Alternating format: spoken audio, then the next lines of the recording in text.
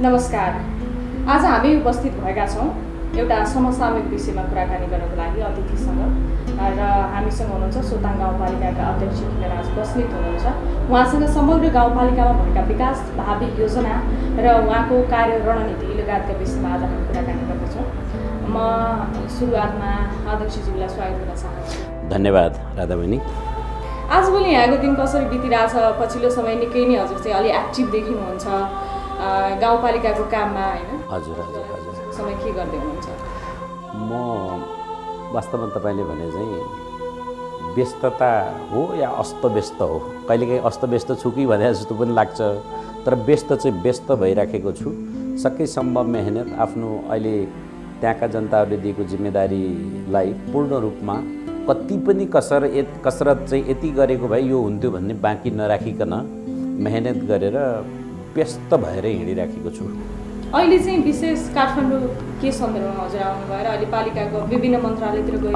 हजुर हजुर, आर्थिक वर्ष 80-81 को बजेट निर्माणको चरणमा मुलुक रहिराखेको सन्दर्भमा मैले पौष महिनादेखि नै बजेट बनाउने काम हुन्छ, तर मैले यो विगत 3 महिना चाहिँ रेगुलर म पालिकामा बसेर त्यहाँको काममा तल्लीन भएर रहेँ। अहिले यो फाल्गुनको 16 गतेदेखि चाहिँ म काठमाडौँ केन्द्रित छु। प्रदेश पनि गएँ, प्रदेशमा 2 दिन जति अलिकति कुराहरू गरेर फर्केँ र 16 गतेदेखि फागुनदेखि चाहिँ म यहाँ तल्लीन छु। केका लागि भन्दा आगामी आर्थिक वर्ष 80-81 मा कार्यक्रमको हिसाबले, बजेटको हिसाबले आफ्नो क्लस्टरभित्र के थप सेवा सुविधा लान सकिन्छ, के योजनाहरू लान सकिन्छ। अभावको बिचमा हामी छौँ। त्यहाँ खानेपानी छैन, त्यहाँ तपाईँको सडक अझै पनि ट्र्याक ओपन गर्न बाँकी छ। सडक ट्र्याक ओपन गर्ने पैसाको पनि आवश्यकता छ भने अब पालिकाको केन्द्र र वडाको केन्द्रसम्मको सडकलाई स्तरोन्नतिको काम त आफैले पनि तल गर्दै पनि छौँ। अब त्यतिले पुग्दैन, अब कालोपत्री पनि गरेर जानुपर्छ भन्ने हिसाब किताबले पनि म विगत समयमा पनि पहल गरेको थिएँ। म निर्वाचित हुनुभन्दा अगावैदेखि नै त्यो काममा लागेकै थिएँ र अहिले त्यसलाई मूर्त रूप दिने गरी लाग्नु पर्दछ भनेर म योजना आयोग, भौतिक पूर्वाधार यातायात मन्त्रालय, प्रधानमन्त्रीको कार्यालय, सडक विभाग, स्थानीय पूर्वाधार विभागदेखि लिएर खानेपानी मन्त्रालय, खानेपानी विभाग, सहलगानी कोष र केन्द्रीय आयोजना, प्रदेशका मन्त्रालय, प्रदेशगत लाइन एजेन्सीहरू, यी सबैतिर शिक्षाको कुरामा, स्वास्थ्यको कुरामा, खानेपानीको कुरामा, अरू पूर्वाधार विकासको कुरामा, अब तपाईँको चाहिँ नि बौद्ध गुम्बा, मस्जिद, मन्दिर, यसका कुरामा, पर्यटनको कुरामा, सबै क्षेत्रमा अब लिने जति पहल कदमी लिउँ, माग्ने कुरालाई कहीँ पनि नछोडौँ भन्ने हिसाब किताबले नै यो समय म 15-17 दिन, 15-20 दिन जति मेहनत गरौँ भनेर दौडधुपमा लागिरहेको छु। सोलुखुम्बुलाई आधार बनाएर तपाईँले नेपाली काङ्ग्रेसबाट पनि राजनीति गरिरहनु भएको छ, होइन? राजनीति गर्दा गर्दै यहाँ जनप्रतिनिधि बन्नुभयो। अब राजनीति गर्दा पनि गर्ने त नागरिकको सेवा नै हो। जनभावना बुझेर, उनीहरूको जनआकाङ्क्षा बुझेर गरिने काम हो र जनप्रतिनिधि भएर गरिने काम पनि त्यही नै हो। तर राजनीतिबाट गरिने नागरिकको सेवा र जनप्रतिनिधि भएर गरिने सेवामा के फरक रहेछ यहाँको अनुभव? निश्चय नै। हिजो म 3 दशकभन्दा माथि नै यिनै कामहरू जिल्लाबाट निर्वाचित जनप्रतिनिधि बलबहादुर केसीसँग कतिपय ठाउँमा एक्लै पनि, कतिपय ठाउँमा अरू साथीहरू समेत भएर पनि हामी जोडिएर जाने गर्दैनौँ। हिजो जाँदै गर्दा पार्टीको कार्यकर्ता भएर, पार्टीको नेतृत्व भएर गइन्थ्यो। त्यसलाई लिने कुराहरू कतिपय ठाउँमा नेताहरू आउँछन् जान्छन्, कुरा गर्छन् भन्ने रूपमा लिइन्थ्यो भनेपछि अहिले चाहिँ अलि बढी ओनरसिप, स्थायी सरकार भनेको कर्मचारी तन्त्र हो। कर्मचारीले अलिक फरक ढङ्गले ट्रिट गर्दो रहेछ। अहिले त्यो अनुभूति भएको छ र अहिले अझै सजिलो भएको छ। फेस गर्न सकिएन, खट्न सकिएन, त्यसलाई झर्को मानियो भने अझै गाह्रो पनि हुन्छ, त्यसले आफूलाई क्षति पनि पुर्याउँछ। तर खट्न सक्दा, गर्न सक्दा त्यो काम गर्ने शैली, तौर तरिका बुझेर ठिक ठाउँसम्म एप्रोच राख्दाखेरिमा, त्यही ढङ्गले मेहनत गर्दाखेरिमा फाइदै पुर्याउँदो रहेछ भन्ने कुरा चाहिँ मलाई फिल भएको छ।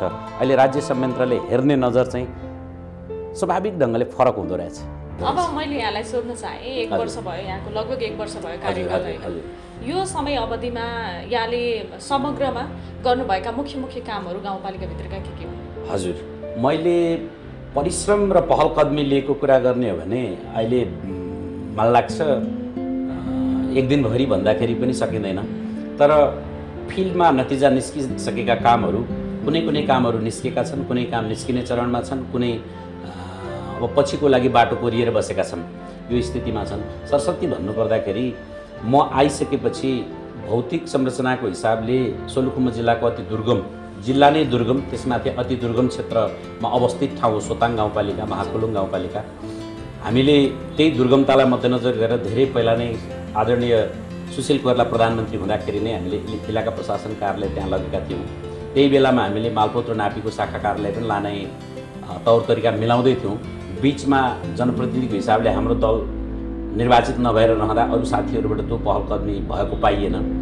अहिले त्यसलाई लानुपर्छ, स्थापना गर्नुपर्छ भनेर मलाई अहिले त्यहाँ सबैभन्दा मन केमा खान्छ भने कोसीपारीको मान्छेहरू सदरमुकाम आएर सेवा लिनको लागि संविधानमा धेरै कुराहरू मौलिक हकको रूपमा राखेको छ। शिक्षाको हक, स्वास्थ्यको हक भनेको छ, संविधानमा लेखेको छ, तर संविधानमा लेखेर मात्रै जनताले त्यो हक उपभोग गर्न पाउँदो रहेछ।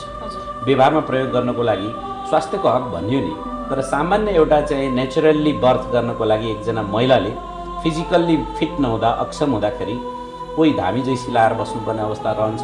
सक्ने मान्छेले पैसा तिरेर हेलिकप्टर 3 लाख रुपियाँ तिरेर सुविधा सम्पन्न ठाउँमा आउनुपर्ने परिस्थिति रहन्छ। नसक्ने मान्छेले ऋण पत्यायो भने ऋण खोजेर घरबारी धरोटी राखेर भए पनि हेलिकप्टर चढ्नुपर्ने परिस्थिति आउँछ।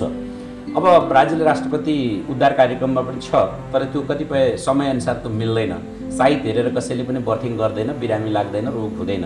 त्यसैले भनिरहँदा सोचे जस्तो नमिल्न सक्छ। यी सबै हुँदै गर्दाखेरि स्वास्थ्यको हक प्राप्ति गर्नको लागि कम्तीमा त्यहाँको मान्छेहरूले, त्यहाँको नागरिकहरूले बर्थ त त्यहीँ गर्न सकोस्, त्यहाँको अपरेसन बर्थको लागि चाहिँ तपाईँको चाहिँ प्रेग्नेन्सी अपरेसन चाहिँ त्यहीँ हुन सकोस्, डेलिभरीको अपरेसन त्यहीँ हुन सकोस् भनेको अहिले त्यो सुविधा छ। हिजो पनि छिट्टोपुट्ट थियो, तर स्थायित्व र बलियो ढङ्गले त्यो थिएन। कसरी भन्नाले त्यहाँ चाहिँ डाक्टर बस्नुहुन्न थियो अथवा डाक्टर एकजना डाक्टर हुनुहुन्थ्यो, तर अलिकति अब एकजना डाक्टरको भरमा भएको कुराहरू, कतिपय कुराहरू उहाँको मुडमा भर पर्ने, कतिपय डाक्टर आफै पनि त बिरामी हुने, आफ्नो पनि काम पेसा व्यवसायले गर्दाखेरि घर व्यवहार पनि धान्नुपर्ने, यी सबैले गर्दाखेरि समयमा ती कामहरू नहुन सक्थ्यो। त्यसैले गर्दा अहिले चाहिँ त्यहाँ 2 जना डाक्टरहरू हुनुहुन्छ, एमडी, जिपी एन्ड इएम। मैले मन्त्रालयबाट एकजना, विभागबाट एकजना डाक्टर लगेको छु र उहाँले अत्यन्तै राम्रो सेवा दिइराख्नु भएको छ। अनि अब त्यहाँ इक्विपमेन्टको हिसाबले पनि म त्यति मात्रै होइन, जेनरल सर्जरी तपाईँको चाहिँ नि यो उसको के अरे एपेन्डिक्स, हर्निया जस्ता केसहरूको सर्जरी त्यहाँ अहिले हुनसक्छ। तपाईँको भ्यासेक्टोमीकै केस त्यहाँको डाक्टरले गर्न सक्नुहुन्छ। तपाईँको अब जेनरल हड्डीको सर्जरी गर्ने काम पनि हामी सुरु गराउँदैछौँ। अहिले हामीले हड्डीको अपरेसनको लागि सियाम मेसिन खरिदको प्रक्रियामा छौँ। विकट गाउँपालिका हो, अब सोलुखुम्बु आफैमा विकट जिल्ला हो, त्यसमाथि पनि सोताङ अलिकति त्यो मध्ये पनि विकट गाउँपालिका अन्तर्गत पर्दछ होइन। यो सबै सम्भव कसरी भयो? यहाँ जनप्रतिनिधि भएपछि नै सम्भव भयो अथवा अब यो चाहिँ जनप्रतिनिधि भएर भनेर पनि मैले दावा गर्दा नमिल्ने भन्ने पनि छैन, गर्नुपर्छ भन्ने पनि रूपमा म लिन्न। तर इच्छा शक्ति राखेर सच्चा हृदयले दिलदेखि काम गर्यो भने सम्भव हुँदो रहेछ भन्ने लाग्दछ। कतिपय कुरामा अहिले सोताङको अस्पतालमा, सोताङभन्दा पर महाकुलुङको मान्छेहरू पनि त्यहाँ आउनुहुन्छ, थुलुङ दुधकोशी गाउँपालिकाको मान्छे पनि प्रशस्त त्यहाँ गइराखेको म भेटिराखेको छु, मापिया दुधकोशी गाउँपालिकाको मान्छे पनि सोताङको अस्पतालमा गएको म देखिराखेको छु। त्यसैले गर्दाखेरि एउटा स्वास्थ्य हब, वास्तवमा दुर्गम सोलुखुम्बुको सदरमुकाममा फाप्लु अस्पताल छ, फाप्लुको भन्दा बढी सेवा त्यहाँ पाइन्छ भनेर मान्छेले भन्न थालेको अवस्था छ। त्यसैले भौतिक संरचनाको हिसाबले एउटा भवन 1500 को अस्पताल पहिला बन्न नसकेर मात्रै होइन, कहिल्यै पनि नबन्ने गरी बसिसकेको अवस्थामा थियो। त्यो जीर्ण र क्रोनिक ढङ्गले बसिसकेको थियो। त्यसलाई मैले पुनर्ताजगी गरेर सबै प्रक्रियाहरू मिलाएर तपाईँको चाहिँ नि एनएचएसएसबी भन्ने संस्थाबाट, स्वास्थ्य मन्त्रालयको टेक्निकल पार्ट हेर्ने संस्था हो त्यो, त्यहाँबाट त्यसलाई चाहिँ स्वीकृत गराएर नक्सा भेरिफिकेसन गरेर भ्यू आएको कुराहरूलाई समेत स्वीकृत गराएर बजेट पनि मैले 5-6 करोड रुपियाँ लगिसकेर अहिले त्यसलाई चाहिँ तीव्रतर ढङ्गले निर्माणको चरणमा छ। त्यसैले अब 1 वर्षभित्र त्यो भवन पनि सकिन्छ। त्यो भवन सकिँदै गर्दाखेरि सरकारको नीतिअनुसार 6 जना मेडिकल अफिसर सहित 30 जना मेडिकल स्टाफको टिम त्यहाँ बस्ने नीतिमा छ। त्यसको लागि पनि मैले पहल कदमी लिइरहेको छु। एउटा चाहिँ तपाईँको निक साइमन इन्स्टिट्युट भन्ने संस्था छ जसले नेपाल गणराज्यभरि 350 डाक्टरको सेवा सुविधा त्यो संस्थाले दिइरहेछ। त्यो टिमसँग पनि मैले कुरा गरेको छु। सायद 1 वर्ष पछाडि सोताङको अस्पतालमा एकजना एमडिजिपी, एकजना चाहिँ तपाईँको एनेस्थेसिया डाक्टर, एकजना स्टाफ नर्स सहितको टिम, एकजना मेडिकल अफिसर सहितको टिम त्यहाँ दिने प्रक्रियामा पनि मैले लगाएको छु। त्यसैले स्वास्थ्यको क्षेत्रमा त्यो गर्दै गर्दा आइसियु एनआइसियुको सेवा पनि मैले सुरु गराएको छु। अहिले रेबिजको भ्याक्सिन यहीँ काठमाडौँबाटै नियमित कोटाको रूपमा 50 भाइल महिनाको कोटाको रूपमा त्यहाँ स्थापित गराएको छु। त्यसैले स्वास्थ्यको क्षेत्रमा उल्लेख्य त्यस्तो दुर्गम ठाउँमा उल्लेख्य नै काम भएको मैले अनुभूति गरेको छु। अहिले स्थायी रूपमा डाक्टरहरू नबस्ने यो पनि एकदमै समस्या थियो त्यहाँ, हैन? हजुर हजुर हजुर। अब यो त तपाईले प्राथमिकतामा राखेर स्वास्थ्य क्षेत्रमा अलिकति बढी फोकस गरेर काम गरिरहनु भएको छ। यी सँगसँगै अब जनताका आकांक्षाहरू त नगण्य हुन्छन्, हैन? धेरै नै हुन्छन्। यसका बीचमा तपाईले काम कसरी गरिरहनु भएको छ, उनीहरूको आकांक्षा के हुँदा रहेछ र तपाईले समेट्नु भएका कुराहरू के हुन्? हजुर, तपाईले भन्नुभयो, हामी अघि मैले सुरुमै भने सबै क्षेत्रमा अभावै अभाव छ, दरिद्रता छ, अभाव छ। सामाजिक सुरक्षाका गतिविधिहरू त्यत्तिकै अपेक्षित छन्। राज्य सरकारले केन्द्रबाट दिएका सामाजिक सुरक्षा भत्ताहरूले मान्छेलाई पुगिराखेको छैन।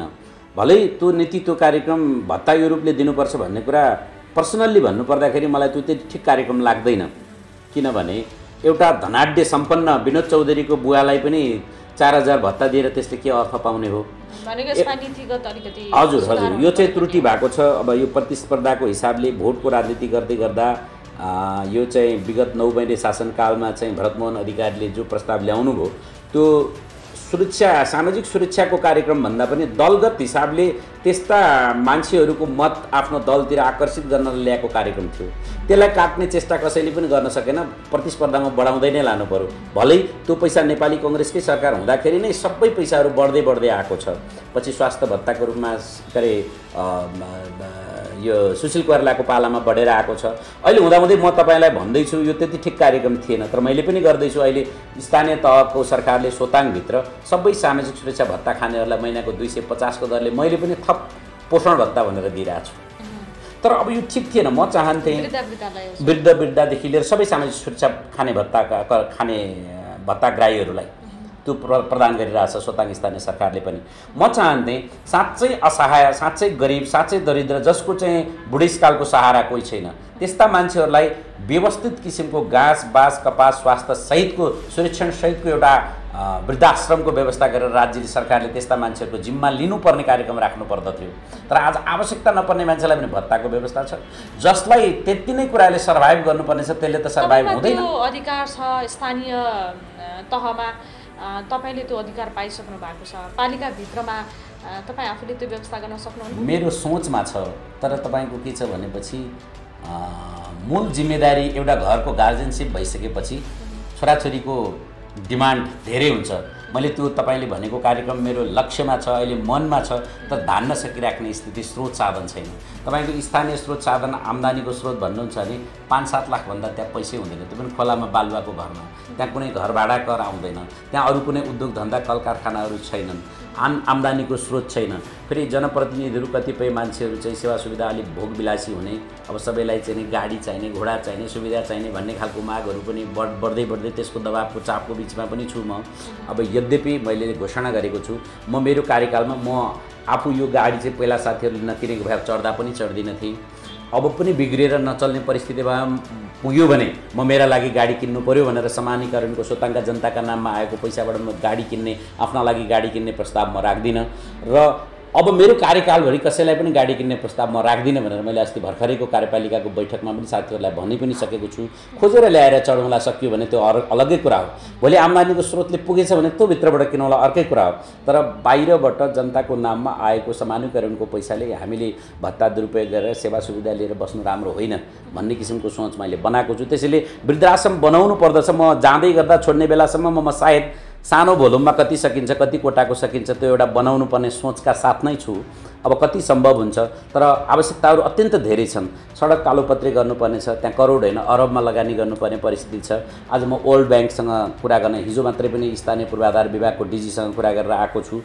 यस वर्ष वर्ल्ड ब्याङ्कले सुदूरपश्चिम कर्णाली र मध्य प्रदेशमा मात्रै लगानी गर्दैछ। साउनदेखि उताको कार्यक्रमको लागि म प्रदेश सरकारलाई पनि लेखेर पठाएको छु। योजना आयोगमा पनि उपाध्यक्षलाई अस्ति चाहिँ भेटेर कुरा गरेर आएको छु। अब यहाँ पूर्वाधार मन्त्रालयमा कुरा गरेको छु। जस्तो अहिले तत्काल नागरिकताका आधारभूत आवश्यकता प्रति हो कि अथवा दिगो विकासको लागि हो? मैले राधाजी तपाईँले एकदम ठिक प्रश्न गर्नुभयो। मैले चाहिँ म अलिकति स्थानीय तहको कार्यकर्ता थिइनँ। यसपटक साथीहरूको आवश्यकता र मागले गर्दा म त्यहाँ उभिएको छु। मैले उभिँदै गर्दा त्यहाँको आधारभूत आवश्यकतालाई पनि मैले त्यत्तिकै मध्यनजर राखेर काम गर्नुपर्ने हुन्छ भने मैले छोड्दै गर्दाखेरि सेन्ट्रल अप्रोचको लिडर यहाँ बसिरहँदाखेरि यसले भएका कारणले यी कुराहरू चाहिँ यहाँ भए भन्ने कुरा पनि दीर्घकालीन छाप छोड्नुपर्ने पनि मलाई छ। त्यसैले त्यसमा म अहिले छोड्दै गर्दा म अहिले तपाईँको बिचमा पनि अठोट कबुल गर्दछु त्यहाँको मान्छेहरूको लागि। सोताङ र महाकुलुङको मान्छेले सदरमुकामबाट आएर राज्य प्रशासनबाट लिनुपर्ने सम्पूर्ण सेवा सोताङबाट दिलाएर म छोड्छु। त्यो चाहिँ मेरो दीर्घकालीन लक्ष्यमा पर्दछ। अबको 4 वर्षभित्रमा मैले मालपोतको कार्यालय, नापीको कार्यालय, अब तपाईँको राष्ट्रिय परिचय पत्र, राहदानीको सेवा सोताङबाटै लिने गरी म त्यति चाहिँ स्थापना गरेर छोड्छु। यदि त्यो हुन पाएन भने म सम्बन्धित ठाउँमा गल्पासो लागेर हत्या हालेर आफू प्राण त्याग गर्छु, तर त्यति चाहिँ काम गराएरै छोड्छु। त्यो चाहिँ फलानो चेयरम्यानसिपमा भएको हो भन्ने सन्देश दिने गरी म त्यो छोड्ने लक्ष्यका साथमा छु। भने अहिले आधारभूत कुराहरू तपाईँको खानेपानीको कुराहरू छ, सडकको चाहिँ स्तरोन्नतिको कुराहरू छन्। अहिले म आफ्नो क्लस्टरभित्रको मूल सडक दिब्ली घाटदेखि महाकुलुङको सिमानासम्मको सडक मैले टेन्डर लगाएर अहिले ठेक्का काम के अरे सम्झौता पनि भइसकेको छु। असार मसान्तभित्रमा त्यो काम सकाउने लक्ष्यका साथ छु। अहिले भर्खरै 3.5 किलोमिटर सडक स्तरोन्नति तपाईँको सोलिङको काम भटाभट सम्पन्न भइराखेको छ। खानेपानीको लागि मैले समपूरक लगानी के अरे सहलगानी कोषको डिजीसँग पनि कुरा गरेको छु। खानेपानीको डिजीसँग कुरा गरेर केन्द्रीय परियोजना अन्तर्गत त्यहाँका ठुल्ठुला 3टा आयोजनाहरू लिन्जी खर्क खानेपानी, त्यो तपाईँको चेपेल कुम्रु लुस्ने खानेपानी, चिस्यानी सिँगाने खानेपानी, यी 3टा कुरालाई विस्तृत परियोजना अध्ययनको लागि कार्यक्रममा राख्न लगाएको छु। मैले अर्थमन्त्रीलाई भेटेर यसै पटक एलएमबीबीएसमा पढ्ने गरी ती योजनाहरूलाई धेरथोर बजेट लगाएर एउटा पानीको चाहिँ भोलि 3-4 वर्षभित्रमा त्यहाँको मान्छेले पानीको सेवा सुविधा पाउन् भन्ने हिसाबले त्यहाँ लागेको छु। सरकारले 2030 सम्ममा स्वस्थ खानेपानी पाउने लक्ष्य राखेको छ, तर मेरो गाउँको ठाउँको मान्छेहरू चिसो कुवाको पानीको माटो चाटेर बसेर प्यास मेट्नुपर्ने परिस्थितिमा छ। त्यहाँ इरिगेसनको समस्या छ, सानोतिना सिँचाइको कुराहरूमा पनि लागिरहेको छु। अस्ति प्रदेशको सचिव नवीन सिंह मेरो पहिलादेखिको साथी हुनुहुँदो रहेछ, उहाँकोमा मेरो नम्बर पनि सेभ रहेछ, मेरोमा पनि उहाँको नम्बर सेभ रहेछ। त्यहाँ गएर 2टा इरिगेसन प्रोग्रामहरू हाल्न लगाएको छु। त्यसैले त्यहाँको आधारभूत कुराहरू जनताले तत्कालै भोगचलन गर्न पाउनुपर्ने कृषिको, पशुपालनको क्षेत्रमा अनुदानको कुराहरू साँच्चै ठोस रूपमा को चाहिँ सार्थक र मूर्त रूपको कृषक र पशुपालक हो तिनीहरूलाई छनौट गरेर म कार्यविधि बनाउन लगाइरहेको छु। अहिले कृषिको अफिसर अधिकृत नियुक्ति गरेको छु, उहाँलाई कार्यविधि बनाउन लगाएको छु। मैले त्यसलाई तयारी गरिसकेपछि अलिकति अनुदान 1 करोड 15 लाख जति बजेट मैले कृषकहरूलाई चाहिँ पशुपालकहरूको लागि राखेको छु। त्यो त्यसलाई ठिक मान्छेलाई सदुपयोग गर्न दिएर लगानी गरेर परिणाममा निस्किने गरी उनीहरूलाई जसले लिन्छन् तिनीहरूले आय आम्दानी स्रोत जोडिने र उनीहरूले उत्पादन बढाएपछि अरू मान्छेहरूले सुलभ ढङ्गले चाहिँ सेवा भोग गर्न पाउने त्यो किसिमले जानुपर्दछ भनेर लागिराखेको छु। भने गत अब मेरो अर्को वर्षको कार्यक्रम 80-81 को लक्ष्य चाहिँ म शिक्षामा विशेष गरी अहिले मैले स्वास्थ्यमा जसरी जोड बल गरेको छु, अब शिक्षामा मेरो जोड बल जति सकिन्छ त्यसमा लागिरहेको छु। हिजो पनि म मात्रै रिड नेपालको अफिस हिजो पनि पुगेको थिएँ, म हिमालयन ट्रस्टको अफिसमा पुगेको छु। सम्पूर्ण शिक्षकहरूलाई अङ्ग्रेजी माध्यमको तालिम दिनलाई मैले 12 लाख पैसा विनियोजन गरेको छु। पाठ्यक्रमको चाहिँ सबै शिक्षकहरूलाई ज्ञान होस् भनेर 5 लाख बजेट राखेर त्यो पाठ्यक्रम सम्बन्धी तालिम पाठ्यक्रम विकास केन्द्रको डिजी वैकुण्ठजीसँग यसै पटक पनि आएर अस्ति पनि आएर मैले कुरा गरेको छु। मैले अरू स्कुल राम्रो ठाउँमा के भइरहेको छ भनेर बुझ्ने क्रममा विश्वनिकेतन स्कुलको प्रिन्सिपल हेरेमराज कडेलजीसँग पनि मैले कुरा गरेको छु, त्यहाँका राम्रा कुराहरू लिएको छु। त्यसैले अब शिक्षालाई अहिले भइराखेको शिक्षाको चाहिँ निजी क्षेत्र र सरकारी सामुदायिक विद्यालयबाट भएको उत्पादन त्यो चाहिँ 2 खालको उत्पादन भइरहेको छ। त्यसलाई एकाकार कसरी गर्न सक्ने, सरकारी सामुदायिक विद्यालयहरूको विश्वास र भरोसा कसरी बढाउने, मान्छेले निःशुल्क शिक्षा कसरी भोग गर्न पाउने। आज संविधानमा शिक्षाको हक लेखेर के गर्नुहुन्छ? 2टै बाबुआमा शिक्षक शिक्षिका छन्, आफ्नो सन्तान चाहिँ लगेर निजी स्कुलमा पढाउन लगाउँछन्। आफू 40,000 तलब खान्छन् प्राविको एउटा शिक्षकले, दुवैजनाले 40-40 हजार तलब खान्छन्। 8,000ले पढाउने स्कुलमा लगेर आफ्नो नानी चाहिँ पढ्न लगाउँछन्। यो परिस्थितिको अन्त कसरी गर्ने म त्यतातिर लागिराखेको छु। र त्यसै गरी खानेपानी अनि तपाईँको चाहिँ अरू कुराहरू सडकको ट्र्याक ओपन स्तरोन्नतिदेखि लिएर रोजगारीका मामलाहरू पनि रोजगारको क्षेत्रमा पनि जति सकिन्छ मेहनत गरेर अब त्यहाँ भइराखेका अलिकति हाइड्रो पावरहरू छन्। हाइड्रो पावर अहिलेसम्म मसँग अलिकति टाढा टाढा मेरो स्वभावको हिसाब किताबले पनि अलि टाढा टाढा कसैलाई नुन खुवाएर पल्काउनेहरू चाहिँ नजिक भएर सम्बन्ध पनि गरेर हुन्छन्। म अलि निट क्लिन बसेको भएकोले मेरो सङ्गतमा सम्पर्कमा अलिक नआइराखेका पनि छन्। तिनीहरूलाई पनि नियमन व्यवस्थापन गरेर तिनीहरूले CSD को रूपमा लगानी गर्नुपर्ने जो निश्चित बजेट छ त्यसलाई पनि ठिक ढङ्गले कसरी पारदर्शी ढङ्गले उपयोग गर्न लगाउने, त्यहाँको उनीहरूलाई चाहिने जनशक्तिहरू चाहिँ लोकल जनशक्तिलाई कसरी प्रयोगमा ल्याउन लगाउने, यी कुराहरूतर्फ ध्यान दिएर म रोजगारीतिर पनि जोडिने केही मान्छेहरूलाई चाहिँ त्यतातिर पनि कोसिस गरिराखेको छु। वैदेशिक उस रोजगारमा जाने मान्छेहरूलाई पनि मैले यहाँ ठाउँ ठाउँमा सम्पर्क समन्वय गरेका छु। अस्ति भर्खरै पनि एउटा संस्थाले मलाई 60 जना मान्छे तपाईँको निःशुल्क जाने मान्छे कोही छन् भने 60-80 हजार कमाउने ठाउँ छ दाइ भनेर भनेको थिएँ। मैले त्यो सूचना गरेँ, त्यहाँ 2 जना मात्रै मान्छेहरू लाभ लिन पाए। मैले भने बेला सबै मान्छेहरू आएनन्। त्यस्तै सबै क्षेत्रमा मैले सकेको जानेको र मेरो अप्रोचेसले प्रयोग गर्न सक्ने कुराहरूले मैले सकेको समय सबै त्यहीँ खर्च गरेर अहिले साँच्चै भन्नुहुन्छ भने मेरो चुनाव लड्दाखेरि होटलको एउटा डेरामा बसेको मान्छे म त्यसै गरी अहिलेसम्म बसेको छु। आफ्नो बासको पनि बन्दोबस्त मिलाउन सकेको छैन। मेरो गाउँमा भएको घरमा पनि म खुट्टा पाइला टेक्न सकेको छैन, पुगेको छैन। सबै काम त्यहाँको जनताको लागि, त्यहाँको विकासको लागि, त्यहाँको सेवाको लागि, त्यहाँको सुरक्षाको लागि नै खटिराखेको छु। सुरक्षाको कुरा गर्दाखेरि इलाका प्रहरीकारले सोताङ र नेचामा समेत मैले एक थान नयाँ गाडी प्रहरीको सुरक्षाको लागि मैले यो बीचमा लगेर उपलब्ध गराएको छु। सायद नेचाका साथीहरूलाई थाहा छैन, नेचा गएको बेला मैले सुनाउनु पनि पर्नेछ। यी सबै ढङ्गले समूहको काम, सामूहिकताको काम, सबैको कामका लागि सार्वजनिक जीवन व्यतीत गर्नलाई म अहिले उद्वेलित भएर लागिरहेको छु। हजुर, अब यहाँले आफ्ना कामहरूको बारे सुनाउनु भयो र पछिल्लो समय यहाँको अलिकति गतिविधि हेर्दाखेरि एक्टिभ भएरै धेरै लागिरहनु भएको छ। जनप्रतिनिधिबाट नागरिकले चाहने पनि यही नै हो। हजुर, यद्यपि तपाईँलाई अलिक केही आरोपहरू पनि लाग्ने गर्छन्। हजुर, किनभने एकलौटी ढङ्गले पालिका अध्यक्ष भएर एकलौटी ढङ्गले काम गरिरहनुहुन्छ भन्ने केही आरोपहरू पनि आउँछन्। हुन त स्वाभाविकै अब काम गर्दै जाँदाखेरि अब केही आलोचकहरू पनि हुन्छन् र समर्थकहरू पनि दुवैतर्फ नि यो रहि नै रहन्छ। यसलाई चाहिँ यहाँले कसरी लिनुहुन्छ र कसरी खण्डन गर्नुहुन्छ? तपाईँले भनेको कुरामा सत्यता छ। सत्यता के भने सुनवाई सत्यता हो। व्यवहार चाहिँ कस्तो हो भन्नुहुन्छ भने मैले सबै साथीहरूको बिचमा अब कार्यपालिकाको बैठकमा के हुन्छ, तपाईँहरूका प्रस्ताव के छन् लिएर आउनुहोस्, होइन भनेपछि यी कुराहरू मेरा छन्, यी कुराहरूलाई तपाईँहरूले कसरी लिनुहुन्छ मैले भन्ने गर्छु। र एकलौटी निर्णय भनेको चाहिँ के हो भने मलाई अब के गर्नुपर्छ भनेर धेरै गाउँको काम गरिरहँदाखेरि धेरै घोत्लिरहनु पर्ने परिवेशको काँचो माटोको भाँडोको रूपमा मलाई लिनुपर्ने परिस्थिति छैन। किनभने म अलिक पाकेकै खारिएकै मान्छेभित्र पर्दछु। मलाई जिल्लै कसरी चलाउनुपर्छ, जिम्मेदारी पाएँ भने देश कसरी चलाउनुपर्छ भन्ने नै म हिक्का राख्ने आफूलाई त्यति चाहिँ मैले भन्दा अतिशयोक्ति नहोला भन्ने पात्रभित्रै आफूलाई ठान्दछु। किनभने देश चलाउने मान्छे पनि देखियो, देश चलाएको पनि हेरियो। अब नेपाली कांग्रेस पार्टीमा भएर हो हामी अहिले स्थानीय तहमा बस्नु परिरहेछ। सायद माओवादीमा एमाले पार्टीभित्र भने म 2 चोटि पोलिट ब्युरो सदस्य र 1-2 पल्ट मन्त्री खाइसक्ने स्ट्याटस बोकेकै मान्छे हो। त्यसैले गर्दाखेरि यसलाई कसरी लिनुपर्छ राधाजी भनेपछि ठाउँ पाउनु चाहिँ मान्छेको मूल कुरा हो, अवसर पाउनु ठुलो कुरा हो। जस्तै मेरो गगन थापाजी मेरो उमेरले भाइ, नाता सम्बन्धले फुपूको छोरा नै हो हामी, दाजुभाइ भित्रको हैन। अब उहाँले प्लेटफर्म पाउनुभयो। रत्नपारको 1 लाखको भिडमा गगनले बोल्दा त्यो ठाउँ मैले खिलराज बस्नेतले पनि पाएको भए गगनको ठाउँमा खिला पनि चम्किन्थ्यो होला। अवसर पाउनु ठुलो कुराको रूपमा मैले यसलाई कसरी भन्छु भने 2टा पिपलको बिरुवालाई एउटालाई खुल्ला मैदानमा रोपिदियो भने त्यत्तिकै झाँगिएर जान्छ, त्यो हराभरा भएर ठुलो क्षेत्र कभर गरेर जान्छ, धेरैलाई शीतल ताप्ने छायारी दिएर जान्छ। गमलामा राखिदियो भने अनि गमलाकै साइजमा बस्दछ। हामी चाहिँ त्यो गमलामा रोपेको पिपलको रुख बेला बेलामा पानी खान नपाएर अङ्ग पनि नचल्ने सुक्न थालेको जस्तो अवस्थामा, त्यसैले अवसर ठुलो कुरा हो। त्यसैले गर्दाखेरि मैले एकलौटी भन्ने कुरामा कतिपयलाई त्यो लाग्न सक्ला। जस्तै मेरै उपाध्यक्षलाई लागेको हुन्छ, अस्ति एउटा कार्यक्रममा भन्नु पनि भयो, मैले सुने पनि एक्लै निर्णय गर्नुहुन्छ। अब बजेट बनाउने उहाँको काम, उहाँको उत्तरदायित्व हो। तर अभ्यासले के बताउँछ भने लेखेको बजेट पनि ठिक ढङ्गले प्रस्तुति गर्न पनि कहिलेकाहीँ कठिन हुने परिस्थिति पनि सामना गर्नु परिरहेछ भने बजेटै लेख्नु न भनेर जिम्मेदारी दिँदाखेरि मेरो स्थानीय तहको कार्यक्रम, मेरो स्थानीय तहको बजेट कसरी चल्दो हो। त्यसैले सबै त्यत्तिकै सुनसान त छोड्नु भएन। सबै कुरामा भनेको यहाँको कार्यशैली र अरू जति पनि कार्यपालिकामा हुनुहुन्छ उहाँहरूको कार्यशैली अलिकति म्याच भएन। कता कति अब सोचाइमा पनि म अलिकति फराकिलो ढङ्गले जानुपर्दछ भन्छु।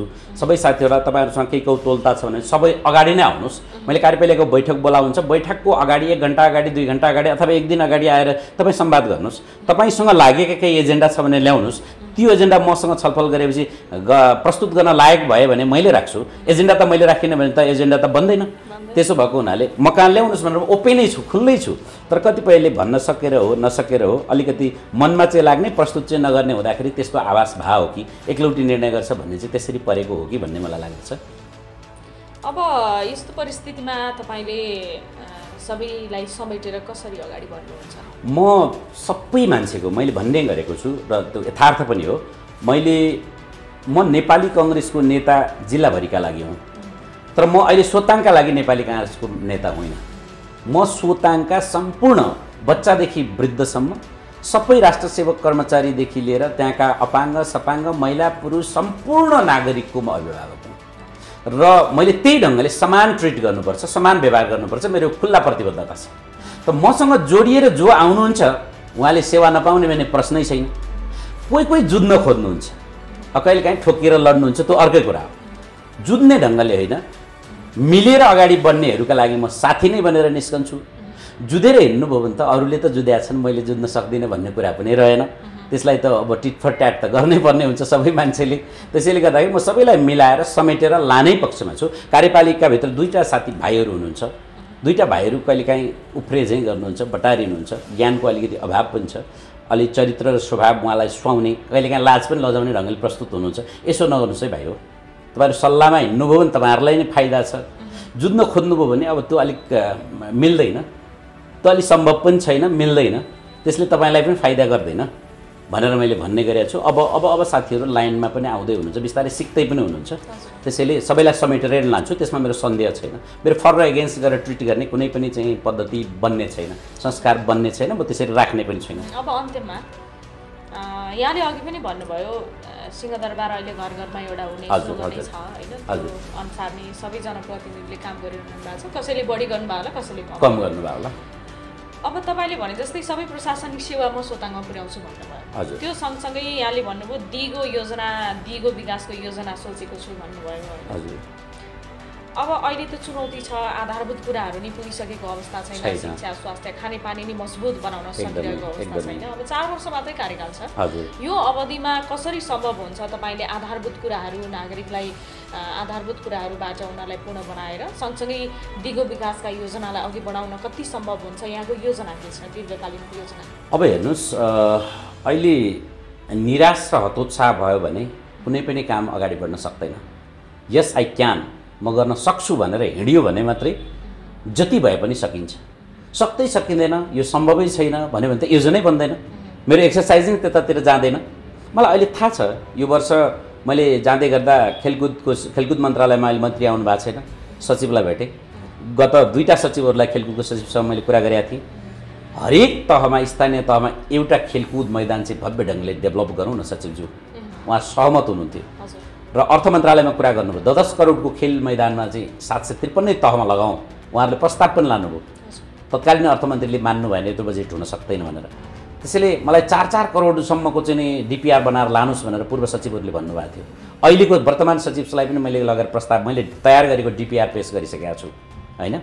तर उहाँले भन्दै हुनुहुन्थ्यो 37% बजेट सिङ्गो मन्त्रालयको कटौती भएर आएको छ सर। कति सम्भव छन्? तर आउँदै गर्दा हजुर जस्तो एउटा स्थानीय सरकारको प्रमुख, यति जिज्ञासु, यति जागरुक र यति मेहनत गर्ने मान्छेले ल्याउनु भएको प्रस्ताव 1 नम्बर प्राथमिकतामा राखेर राख्छु भन्नुभएको छ। यस्तो धेरै ठाउँमा कुराहरू भएको छन्, सबैले यो कुरा गर्छन् मलाई लाग्दैन। म त त्यहाँ मात्रै होइन, अहिले तपाईँको भूमि सुधारमा यो भूमि सम्बन्धी ऐन संशोधन गर्नुपर्छ भनेर पूर्व मन्त्री शशि श्रेष्ठलाई पनि मैले भने, अहिलेको मन्त्रीजीलाई पनि मैले भने। तपाईँको चाहिँ असमान किसिमको कानुनहरू छ। तपाईँको डाक्टर बाबुराम भट्टराईले ल्याउनु भएको यो भूमिको हद सम्बन्धीको कानुन जो छ नि राधाजी, तपाईँको चाहिने पहाडमा 75 रोपनी, मधेसमा 148, 11 बिघा, काठमाडौँमा 25 रोपनी। त्यो कस्तो अवैज्ञानिक छ? यो पहाडतिरबाट आएका जनप्रतिनिधिहरू के मुर्दा शान्ति बसेका छन्? मैले भेट्ने सांसद, सङ्घीय सांसद, प्रदेशका सांसदहरूलाई भन्ने गरेको छु। मैले मेरै सांसद मानवीरजीलाई पनि अस्ति मेरो च्याम्बरमा उहाँ आउनुभएको थियो। यो कुरा तपाईँले राख्नुहोस् केन्द्रमा गएर, तपाईँ ठाउँ पाउनु भएको छ। मैले भनेको छु अहिले भूमि उसको चाहिँ सम्बन्धी ल्याक्सेस संशोधन गर्ने कानुनको संयोजक काशीराज दाहाल हुनुहुन्छ संविधानविद, उहाँलाई पनि मैले भेटेर भनेको छु, सचिवहरूलाई भनेको छु मैले। आज हिजो पद्मा अर्याल भूमि सुधार मन्त्री हुँदै गर्दा, कम्युनिस्ट पार्टीबाट प्रतिनिधित्व गर्ने मन्त्री हुँदै गर्दा उहाँले 3 दिनको लागि हदबन्दी खुलाउनु भयो। 3 दिन बाद कसले काम गर्छ? जिल्लामा चाहिँ 2 आना जग्गा बढी भएकोमा हदबन्दी भयो भनेर हात फुक्का गरेन भने किनबेच गर्न रोक्का गरेर बसिरहेको छ, अंशबन्ध लाउन नपाएर बसिरहेको छ। तर गिरीबन्धु स्टेट झापाको खरबौँमा कारोबार भयो। खड्ग प्रसाद ओली कमरेडले प्रधानमन्त्री छोड्दै गर्दा अघिल्लो दिन गिरीबन्धुको जग्गा मिलान गर्ने काम भयो, हदबन्दी त्यो कानुनलाई टेकेर फुक्का गर्ने कामहरू भयो। यहाँ तस्करहरूले यो देशका लगभग 30-35% जग्गा ओगटेका 1200-1500 मान्छेहरूको काम त्यति बेला भयो। तर यो देशका सम्पूर्ण नागरिकहरू जो सर्वसाधारण छन्, जो कानुनको अनभिज्ञता छन्, आफ्नो लयमा, आफ्नो पेसामा आफैले आफ्नै ढङ्गले म्यानेज गरेर खाइरहेछन्, तिनीहरू अन्यायमा परिरहेछन्। त्यस्ताहरूलाई फुकाउनुपर्छ, संशोधन गर्नु पर्यो भनेर मैले मेरो मन्त्री परिषद, मेरो कार्यपालिकाबाट निर्णय गरेर मैले सङ्घीय के अरे भूमि सुधार मन्त्रालयमा मन्त्रीजीलाई तोक्लाएर पेश गरेको छु। तपाईँ लानुहोस्, यो हरेक तहबाट आउन सक्छ, नआउन सक्छ, तपाईँले यो एजेन्डा बनाउनुहोस्। उहाँले भन्नुभयो यो प्रस्ताव म क्याबिनेटमा लगेर राख्छु भन्नुभएको छ। किनभने उत्पादनको हिसाबले मधेसको 11 बिघा जग्गाले हाम्रो सोलुखुम्बु जिल्ला सबैले खान पुग्छ। मूल्याङ्कनको हिसाबले न्यु रोडको 25 रुपियाँ जग्गाले हाम्रो सोलुखुम्बु जिल्ला सिङ्गै आउँछ। तर पहाडमा खरघारी र बाँसघारी राख्नलाई पनि पुग्दैन त्यो 75 रुपियाँले। त्यो पनि कसैको नहोला, तर हुनेहरूको लागि त त्यो पनि त ठाउँ चाहियो नि त। त्यसैले गर्दाखेरि न्यायोचित भएन, समान ढङ्गको कानुन निर्माण गर्नुपर्दछ भन्नेदेखि लिएर तपाईँको चाहिँ सबै क्षेत्रमा मैले अब जस्तै उद्योगको कुरा, म आज तपाईँको दक्षिण कोरियामा त्यो तपाईँको सोजु भन्ने चामलको रक्सी, त्यहाँको मजदुरदेखि राष्ट्रपतिसम्मले त्यही खान्छ। आज त्यहाँ बनेको जाँड र त्यो सोजु यहाँ नेपालीहरूले पनि किनेर खानुपर्ने परिस्थिति भइसकेको छ। आज हामी नियन्त्रण होइन, नियमन गरेर जाउँ न। स्थानीय रक्सी उत्पादकहरूलाई म त अनुदान दिने कार्यक्रम लिएर आउँदै थिएँ। मैले यसमा वाणिज्य विभागको डिजीलाई भेटेँ, भट्टराईजीलाई, अनि मैले उद्योग मन्त्री दिलेन्द्र प्रसाद बडुसँग यो कुरा सेयर गरेँ। मसँग सहमत हुनुभयो। कञ्चनपुरमा मौवाको फुलको रक्सी बनाउँछन्, मलाई पनि त्यसलाई दिन मन छ, तर कानुनले उनीहरूले अखाद्य पदार्थ भन्छन्। अर्थको कर सम्बन्धीको सचिवलाई भेटेर कुरा गर्नुहोस्। म 2 पल्ट भेट्न गएँ, भेट हुन सकेन, उहाँ च्याम्बरमा हुनुहुन्थेन र भेट्न सकिनँ। त्यसैले कानुन संशोधन गरेर भए पनि नियन्त्रण होइन, नियमन गरेर स्थानीय उत्पादनलाई बढावा किन नगर्ने? आज तपाईँको गाउँमा बोरामा हालेको पोलिस गरेको चामल खाने पद्धति बढाएको छ मान्छेहरू। त्यहाँ कोदो, मकै, फापर, गहुँ यो खान छोडे मान्छेले। आज त्यसलाई आज उत्पादनशील उर्वर भूमिहरू चाहिँ तपाईँको बाँझो बस्न थालेको छ। किनभने बोरामा 2 दिन काम गर्यो, 1 बोरा चामल आउँछ, 1 महिना खान पाउँछ। आज हिजोको त्यो गरिब विपन्न परिवारहरू, हिजोको चाहिँ पहाडको धनाढ्य परिवार पनि चामल खानलाई भनेर, चामलको भात खान भनेर मधेस जाथे। आज ती धनाढ्यहरू चामल खान नहुने भएर तपाईँको सिस्नो र के अरे ढिँडो च्याख्लो खानलाई उता फर्किँदैछन्। आज त्यहाँका विपन्न नागरिकहरू चाहिँ चामल खान पाइयो भनेर गौरव गरेर त्यो पोलिस गरेको चामल खाँदैछन्, अनि स्थानीय उत्पादन भएको छैन, उर्वर भूमि चाहिँ बाँझो भएर बस्न थालेको छ। यसलाई त्यही ढङ्गले एकदम माइक्रो म्यानेजमेन्ट गरेर नसोच्ने हो भने, जिम्मेदारी लिएको मान्छेले ठाउँमा बस्दाखेरि सोचेर त्यही किसिमको बाटोमा गन्तव्यमा हिँड्ने लक्ष्य राखेन भने परिवर्तन कसले गर्देला त? ठाउँ पाएको बेला आफैले गर्नुपर्दछ। अहिले नगरे कहिले, हामीले नगरे कसले गर्ने नीति लिएर नगयो भने अनि कसले गर्देला त? धारे हात लाएर पर गर्दैनन् भनेर गाली गरेर मात्रै त हुन्छ जस्तो लाग्दैन। त्यसैले जति सकिन्छ, तपाईँले भने जस्तो जति सकिन्छ 100% त हेर्नुहोस्, जहाँ पनि शासन व्यवस्था परिवर्तन हुन्छ नि, जति विकसित मुलुकहरू हुन्, जापानको शासन गत उसमा 50 वर्षमा फेरिएको, अमेरिकामा पनि परिवर्तनकै कुरा लिएर आउनुपर्दछ। हाम्रो लागि त अमेरिका त स्वर्गै छ नि त, जापान त स्वर्गै छ नि त, तर त्यहाँ पनि चेन्जेस, समय त परिवर्तनशील छ, त्यो परिवर्तनले पुगेको छैन। आज तपाईँको कम्प्युटरको विकास, इन्टरनेटको विकास सदुपयोगको हिसाबले आज 10% उपयोग गरिँदैछ भनिन्छ। 100 पुग्दा के हुने हो? 10% त यतिको भइसक्यो। घर बसी दुनियाँ देख्न सकिन्छ, सबै कुराहरू गर्छ, पत्याउने कुराहरू केही छैन। पत्याएलाई अविश्वसनीय कुराहरू पनि विश्वास आर्जन गरेर भौतिक रूपमा भोग गर्न थालिसकिएको छ भनेपछि 100% त्यसको विकास भयो भने यहाँ के हुने होला भन्दाखेरि विकास र परिवर्तन सबै सकिन्छ भन्ने होइन, तर कति सकिन्छ पहिलाभन्दा माथि उठेर जाने हो। जति गर्न सकिन्थ्यो त्योसम्म मेहनत गरेर जाने हो। त्यसैलाई नै अनि सन्तुष्टि लिएर बस्ने हो। तर सन्तुष्टि र तृप्त मैले यति गरेँ सक्यो भनेर बस्यो भने केही पनि हुन सक्दैन। तर गर्न सक्ने जति गर्नुपर्दछ भन्ने। हस्, थ्याङ्क यू। हामीले चाहिँ आज समग्र सोताङ गाउँपालिकाको विकास भावी योजना रणनीतिका विषयमा कुराकानी गऱ्यौँ। यहाँलाई फेरि पनि धन्यवाद छ। हस्, धन्यवाद राधाजी। हस्।